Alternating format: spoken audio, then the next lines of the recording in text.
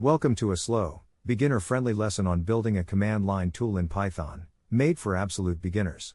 Your tool begins. Today you get a first taste of building a command line tool in Python.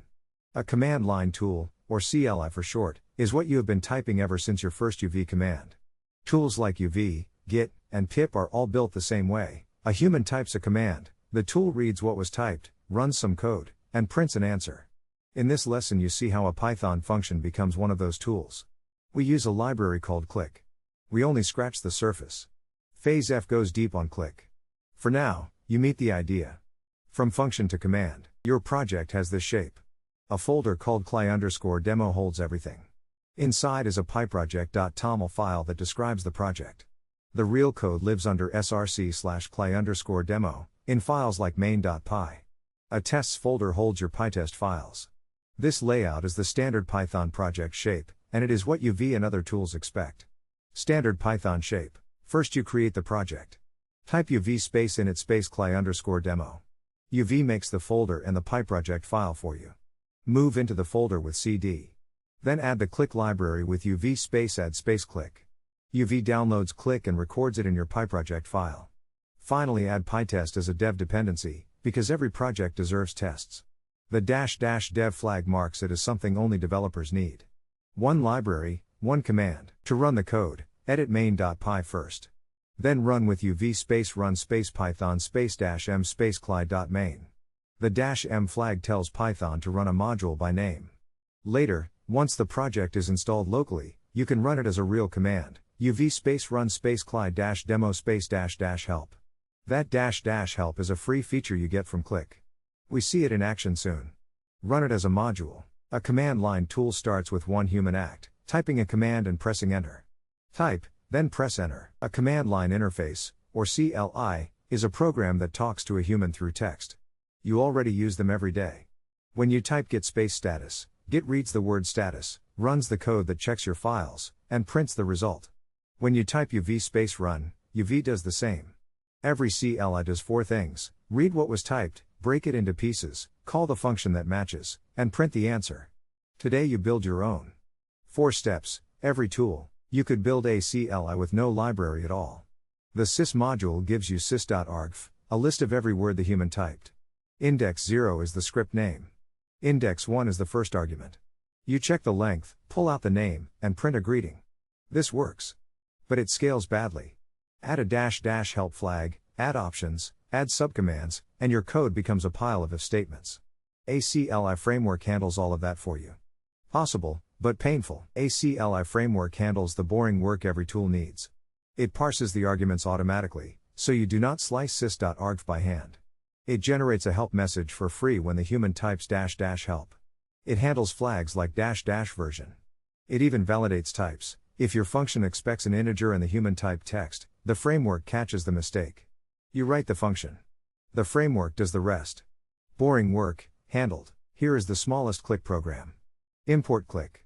Above your function, write a decorator, at click.command. A decorator is a function that wraps another function. Click uses it to mark main as a command. Inside, use click.echo instead of print. Click.echo works on every operating system and plays nicely with terminals. Run the file, and your function now answers at the command line.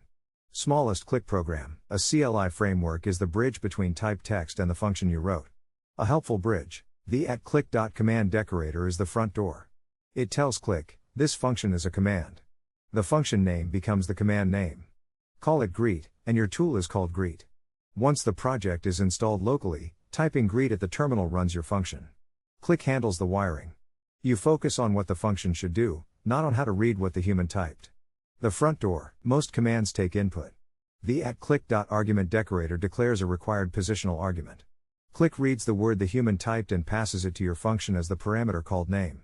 Inside, you use name like any Python variable. Type greet space eta, and your function receives eta. Click handles the reading. Your function just uses the value. Required input. Options are flags that start with 2 dashes. The at click.option decorator declares one.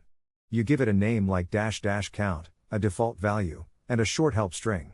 Click passes the value to your function. Type greet space --count space 3, and your function receives 3. Options are optional by default. Arguments are required. That is the difference. Optional flags walk through what happens when the human types a command and presses enter. First, the CLI framework reads every word that was typed, the command name, any arguments, any flags. Second, it matches those words to the function you wrote, and calls that function with the arguments as Python values. Third, your function runs, does its work, and prints an answer back to the human. The framework is the bridge between text on one side and Python on the other. You write the function. The framework does the bridge work. Press enter, get an answer. Type greet space dash dash help, and click prints a help message automatically. You did not write this help text. Click read your decorators and your docstrings and built it for you. Every option you declared appears, with its type and its help string.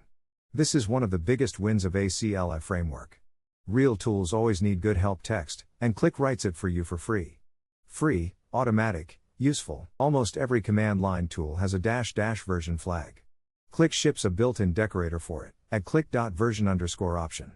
Pass your version string, and Click handles the rest.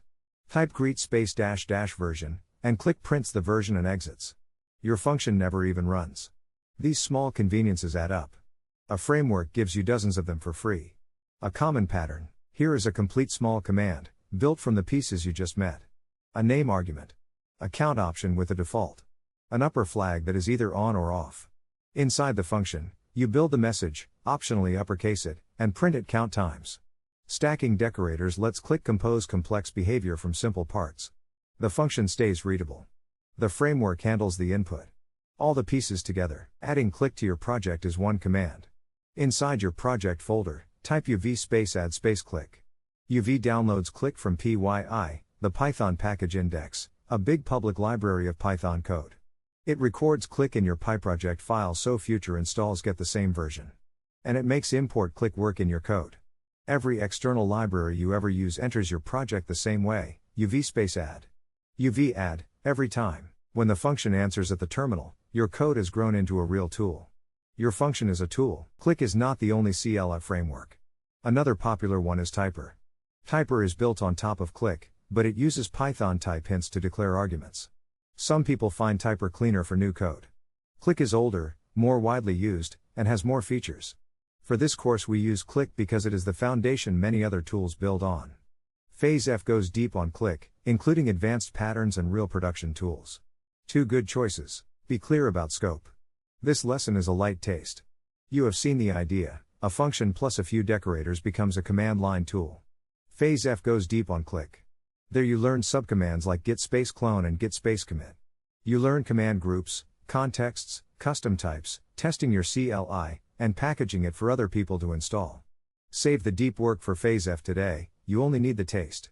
Phase F goes deep on Click. Hold the takeaway. A command line interface reads what a human types and calls the Python function you wrote. A CLI framework handles the boring parts, parsing arguments, generating help text, validating flags. Click is one such framework. With a function and a few decorators, your Python code becomes a real tool that answers at the terminal. Phase F goes deep on Click and shows you the production patterns. Hold the picture. If you want a quick practice, take any function you have written before and wrap it with Click. Here, a function called shout takes a word and prints it in uppercase with an exclamation mark. Add the @click.command decorator, add an argument, and run it. Type shout space hello at the terminal, and you should see HELLO exclamation mark. You just turned a Python function into a tool.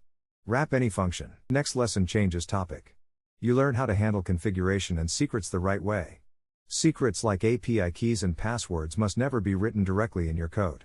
You will learn the .env file pattern, how to read secrets safely at runtime, and how to keep them out of Git. Real tools need real configuration. That is the next atom. Config and secrets next. Thanks for meeting Click. Next we learn how to handle configuration and secrets the right way. See you in the next lesson.